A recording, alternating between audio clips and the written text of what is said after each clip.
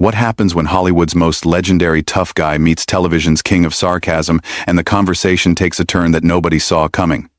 Tonight, we're diving into one of the most explosive moments in late-night television history, a heated exchange that got so intense, security had to step in. This is the story of how Clint Eastwood, the man who made careers out of squinting at bad guys and delivering iconic one-liners, found himself in a verbal showdown with David Letterman that ended with the Hollywood icon being escorted right off the set. Make sure to subscribe and drop a comment below, because this story has twists that will leave you questioning everything you thought you knew about these two entertainment legends. The Ed Sullivan Theater was buzzing with its usual pre-show energy. Audience members chatted excitedly, knowing they were about to witness something special. Clint Eastwood, at the height of his directorial acclaim, was scheduled to appear on The Late Show to promote his latest film. What started as a routine promotional visit would spiral into television infamy.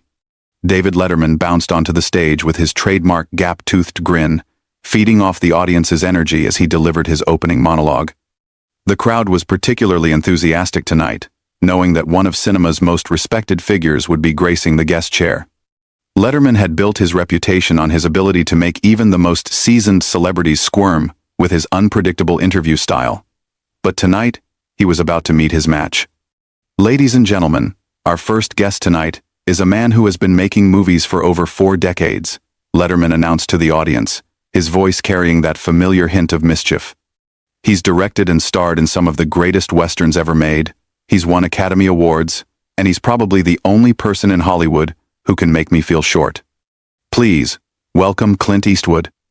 The audience erupted as Eastwood walked out, his tall frame cutting an imposing figure even at his advanced age. He moved with that characteristic slow, measured pace that had become his trademark, each step deliberate and confident. The applause seemed to go on forever as he acknowledged the crowd with a subtle nod before settling into the guest chair next to Letterman's desk. "Clint, great to have you here," Letterman began, leaning back in his chair with a smile that seemed genuine enough. "You know, I've been watching your movies since I was a kid, and I have to ask, do you ever get tired of people asking you to say, 'Make my day'?" Eastwood's response was measured, his voice carrying that gravelly tone that had become iconic. "Well, Dave, I figure if people are still interested in hearing it after all these years, I must have done something right. Though I have to say, it gets a little old when grocery store clerks start quoting my lines while they're bagging my groceries." The audience chuckled, and Letterman seemed pleased with the response. "Now, you've been making movies for a long time, directing them too. Tell me, when you're behind the camera, are you as tough on your actors as Dirty Harry was on Criminals?" "I like to think I'm fair," Eastwood replied, shifting slightly in his chair. "But I don't have patience for people who aren't prepared or who waste time on set. Time is money, and more importantly, time is something you can't get back." Letterman nodded, but there was something in his expression that suggested he was gearing up for something more provocative. "That's interesting because I heard a story about you and one of your co-stars, and I'm wondering if you might set the record straight for us." Eastwood's eyes narrowed slightly, a subtle change that anyone familiar with his films would recognize as a warning sign. "What story would that be, Dave?" "Well," Letterman continued, his voice taking on that tone he used when he was about to poke at something sensitive. "I heard that during the filming of one of your recent movies, you had what some might call a disagreement with one of your leading ladies. Something about her method acting approach not meshing well with your, shall we say, more direct style of filmmaking." The audience sensed the shift in tone, the comfortable banter giving way to something more charged. Eastwood's posture straightened almost imperceptibly, his jaw setting in a way that fans of his westerns would have immediately recognized. "Dave, I'm not sure where you're getting your information, but I think you might want to check your sources," Eastwood said, his voice remaining calm but carrying an unmistakable edge. "I've worked with a lot of talented people over the years, and I've always treated everyone with respect." Letterman, either not picking up on the warning signs or choosing to ignore them, pressed forward. "Oh, come on, Clint. We're all adults here. I'm not talking about anything scandalous. I'm just curious about how someone with your reputation for efficiency deals with actors who might want to explore their character's motivation for 20 minutes before delivering a simple line." "My reputation," Eastwood repeated slowly, his voice dropping to that familiar low register that had made villains tremble in dozens of films, is based on making good movies and working with professional people. I'm not interested in discussing private conversations or creative differences that might have happened on any of my sets. The audience was quiet now, sensing the tension building between the two men. Letterman, who had made a career out of pushing boundaries, seemed to realize he was entering dangerous territory, but his showman instincts kept him moving forward. Fair enough, Letterman said, holding up his hands in a gesture of mock surrender. I'm just trying to give our audience some insight into how one of Hollywood's greatest directors works. But since we're talking about your process, let me ask you this. Do you ever watch your old movies and cringe at anything? Eastwood seemed to relax slightly at the change of direction. I think any artist looks back at their work and sees things they might do differently. But I don't spend a lot of time dwelling on the past. I'm more interested in what's next. That's very zen of you, Letterman replied, but there was something in his tone that suggested he wasn't quite ready to let the previous topic go. But speaking of the past, I have to ask about some of the things you've said in interviews over the years. You've never been one to shy away from expressing your opinions, have you? And there it was, the moment when the interview began to shift from promotional chat to something more confrontational. Eastwood's eyes locked onto Letterman's, and anyone who had ever watched a standoff in a spaghetti western knew exactly what that look meant. Dave, I think you should be very careful about where this conversation is heading, Eastwood said, his voice carrying that unmistakable warning tone that had made him famous. The words hung in the air like smoke from a gunfighter's pistol. Letterman, perhaps misreading the situation or driven by his compulsion to push buttons, leaned forward with a grin that was more predatory than friendly. Oh, come on, Clint. We're just having a conversation here. I'm talking about some of your more, let's say, colorful political statements over the years. You've never been shy about sharing your views. My political views are my own business, Eastwood replied, his hands resting calmly on the arms of his chair, but his knuckles showing the slightest hint of tension. I came here to talk about my movie, not to get into a political debate with a talk show host. The audience was completely silent now, the usual murmur and shuffling that accompanied late-night television nowhere to be heard. Even the camera operators seemed to sense that something unprecedented was happening. But that's just it, Letterman continued, seemingly unable to stop himself from digging deeper. You've made your political views very public. You've endorsed candidates, you've made statements at rallies. You even had that famous conversation with an empty chair. Surely you can't be surprised that people want to discuss these things. Eastwood's jaw tightened, and when he spoke, his voice carried the kind of controlled fury that had made audiences believe he could outdraw any gunslinger. That conversation, as you call it, was a creative choice that I made at a political event. It had nothing to do with my work as a filmmaker, and it certainly has nothing to do with why I'm sitting in this chair tonight. But it does though, doesn't it? Letterman pressed, his showman instincts overriding any sense of self-preservation. I mean, when you're as famous as you are, everything becomes part of your public persona. Your politics, your personal life, your opinions, they all become fair game. Fair game? Eastwood repeated, his voice dropping to barely above a whisper, but somehow becoming more menacing as it got quieter. Let me tell you something about fair game, Dave. Fair game is when two people agree to the rules before they start playing. What you're doing right now isn't fair game. It's an ambush. Letterman's smile flickered for just a moment, but he recovered quickly. An ambush? Clint, we're on television. This is what we do. We talk about current events. We discuss what's happening in the world. Your opinions are part of that world. My opinions? Eastwood said, rising slightly in his chair as if preparing to stand, are formed by decades of life experience, by seeing this country change, by working with people from every walk of life. They're not sound bites for your entertainment. The tension in the studio was becoming palpable. Letterman's band members, usually invisible during interviews, were now clearly visible in the background, their instruments silent as they watched the confrontation unfold. The audience sat frozen, witnessing what was clearly becoming television history. Look, Clint, Letterman said, his voice taking on a slightly more conciliatory tone, I'm not trying to attack you here. I'm just asking questions that a lot of people are curious about. You're a public figure, you've put yourself out there, and people want to understand where you're coming from. People want to understand? Eastwood's voice rose for the first time. Not to a shout, but to a level that carried clearly across the silent studio. Or do you want to create a moment for your show? Do you want to get Clint Eastwood riled up so you can play the clip tomorrow on the morning shows? Letterman's face flushed slightly, and for the first time in the interview, he seemed genuinely rattled. That's not what this is about. Isn't it? Eastwood challenged, now leaning forward in his chair, his famous squint more pronounced than ever. Because from where I'm sitting, it looks like you invited me here under the pretense of talking about my work, and now you're trying to turn this into some kind of political theater. I'm just doing my job, Letterman replied, but his voice lacked its usual confidence. Your job, Eastwood said, his voice carrying a tone of disgust, is supposed to be entertaining people, making them laugh, maybe having an interesting conversation. Your job isn't supposed to be playing gotcha journalism with guests who come here in good faith. The confrontation was escalating beyond anything anyone in the studio had expected. Letterman, who had built his career on his ability to handle difficult guests and uncomfortable situations, seemed to be losing control of his own show. Clint, I think you're overreacting, Letterman said, attempting to regain his footing. We're just talking here. If you don't want to discuss your politics, we can talk about something else. Overreacting?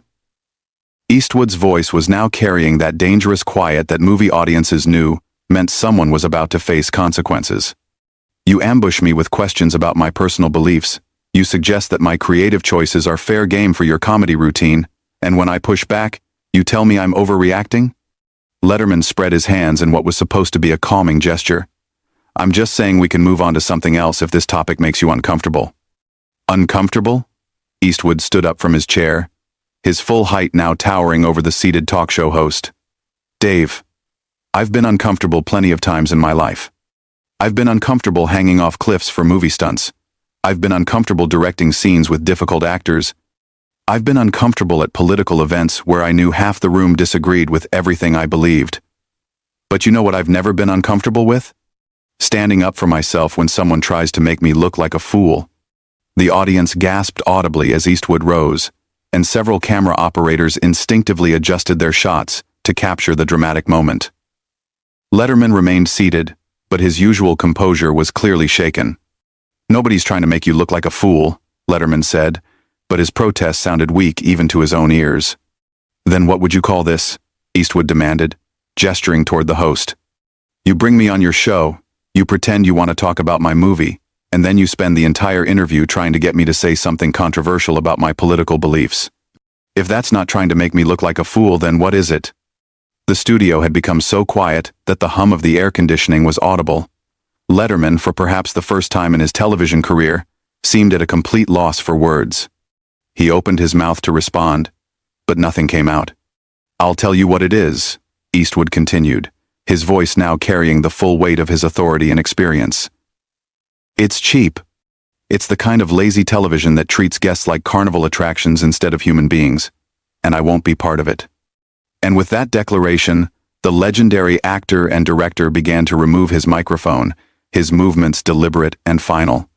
The confrontation had reached a point of no return, and everyone in the studio knew they were witnessing something that would be talked about for years to come. Letterman finally found his voice as he watched his guest removing the microphone pack. Clint. Wait, please. Let's just take a breath here. We don't need to end things like this. Eastwood paused, the microphone halfway off, and looked directly at Letterman with those piercing eyes that had stared down countless movie villains. End things like what, Dave? With honesty? With someone finally calling you out for turning a simple interview into a circus act? That's not what this is, Letterman protested, rising from his chair now, his hands extended in a pleading gesture. Look, maybe I pushed a little too hard, maybe I asked the wrong questions, but we're both professionals here. We can work this out. Professionals? Eastwood's voice carried a bitter laugh. A professional would have respected the fact that I came here to promote my work, not to be your political punching bag. A professional would have done his homework and prepared questions about the craft of filmmaking, about the story I'm trying to tell, about the people I worked with on this picture. The audience was transfixed, many of them holding their breath as they watched the confrontation unfold. Some had pulled out their phones, though security would later confiscate any footage. This was television history happening in real time, and everyone knew it. Letterman took a step closer to his guest. "You're right, okay? You're absolutely right. I should have focused on your movie. I should have asked about your directing process, about working with your cast. Let's start over. Please, sit back down, and we'll talk about what you came here to talk about." Eastwood shook his head slowly, a gesture that somehow carried more finality than any dramatic declaration. "Dave, you don't get to rewind the tape. You don't get to take back the last 15 minutes and pretend they didn't happen. You showed your true colors tonight, and now I'm showing mine." "What does that mean?" Letterman asked, though the desperation in his voice suggested he already knew the answer. "It means that I don't work with people I can't trust," Eastwood replied, his voice steady and resolute. "And right now, I don't trust you as far as I could throw you. Which, at my age, isn't very far." The comment drew a few nervous chuckles from the audience, but the tension in the room was far from broken. If anything, Eastwood's calm demeanor was making the situation more unsettling than if he had simply lost his temper. Letterman made one last desperate attempt to salvage the interview. "Clint, please. I've been doing this show for years. I've interviewed thousands of guests. Sometimes things get a little heated, sometimes we push boundaries. That's what makes for good television. But it doesn't mean we can't find our way back to a civil conversation." "Good television?" Eastwood's eyebrows raised slightly, and his voice took on a tone of genuine curiosity, as if he was truly puzzled by the concept. "You think ambushing your guests makes for good television? You think trying to embarrass someone who came here in good faith makes for good television?" "I think honest conversations make for good television," Letterman replied, but his voice lacked conviction. "Honest?"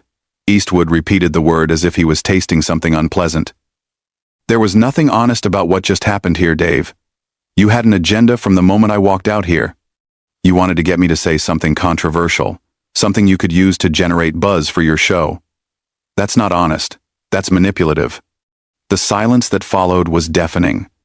Letterman stood there, his usual quick wit completely abandoned, while Eastwood continued to remove his microphone with the same methodical precision he brought to everything he did.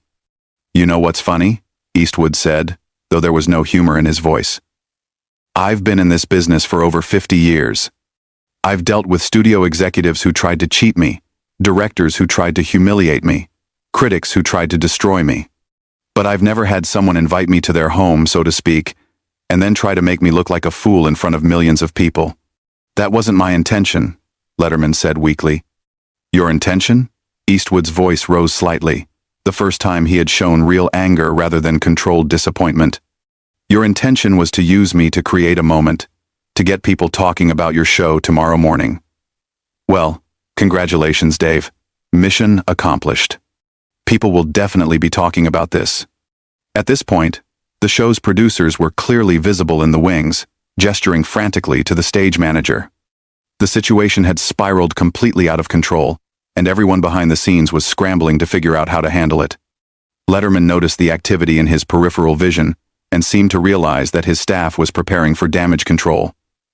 "Clint, look, maybe we both said some things we didn't mean.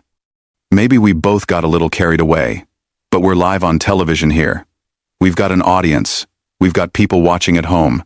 Can't we find a way to end this on a better note?" Eastwood had finished removing his microphone and now held it in his hand like a piece of evidence. "You want to end this on a better note? Here's how we end this on a better note, Dave. You learned something from tonight.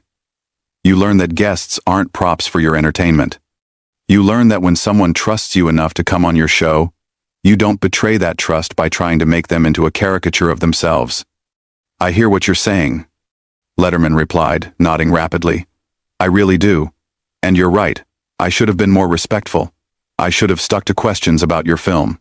"Should've, could've, would've," Eastwood said, placing the microphone on Letterman's desk with a deliberate thud. "That's the story of a lot of lives, Dave. But here's the thing about should have. It doesn't mean much once the moment has passed." The legendary actor turned toward the audience, and for a moment, it seemed like he might address them directly. Instead, he simply nodded once. A gesture of acknowledgement that somehow managed to convey both disappointment and dignity. "Ladies and gentlemen," he said, his voice carrying easily across the silent studio without amplification. "I apologize that you had to witness this. You came here expecting entertainment, and instead you got a lesson in what happens when television forgets its responsibility to its guests and its audience." With that, Clint Eastwood began walking toward the stage exit, his long strides carrying him away from the desk, away from Letterman, and away from what had become an untenable situation. But he wasn't quite finished. He stopped just before reaching the wings and turned back toward Letterman one final time. "You know, Dave, in all my years in Westerns, the bad guys always thought they were clever. They thought they could outdraw the hero through tricks and deception. But there's one thing they never understood, and apparently one thing you don't understand either." "What's that?" Letterman asked, his voice barely audible. Eastwood's famous squint returned, and when he spoke, his voice carried all the authority of every character he had ever played. "You can't outdraw a man who refuses to play your game." And with that final pronouncement, Clint Eastwood walked off the Late Show stage, leaving behind a stunned audience, a speechless host, and a moment that would become legend in television history. The cameras continued rolling as Letterman stood alone at his desk, holding the abandoned microphone, while the sound of Eastwood's footsteps echoed through the theater until they finally disappeared into silence. The most extraordinary part wasn't just that Clint Eastwood had walked off a major television show. It was that he had done it with such dignity and control that even his exit felt like a master class in how to handle an impossible situation. He had turned what could have been an embarrassing confrontation into a statement about integrity, respect, and the courage to stand up for your principles, even when the whole world is watching. What did you think of this legendary confrontation between two entertainment icons? Drop a comment below and let me know if you think Eastwood was justified in walking off, or if Letterman was just doing his job as an interviewer. And don't forget to subscribe because we've got more incredible stories about the moments when Hollywood's biggest stars showed their true colors.